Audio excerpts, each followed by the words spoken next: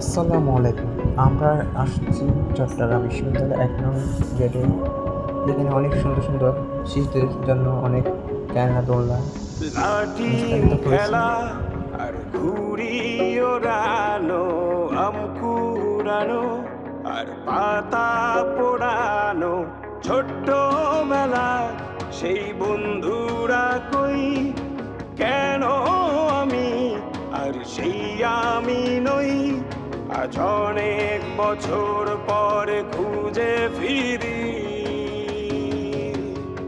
কোথায় আহারে আহারে আহারে শৈশব, কোথায় হারিয়ে গেল যে আহারে কৈশব, কোথায় আহারে আহারে আহারে শৈশব, কোথায় হারিয়ে গেল যে আহারে কৈশব।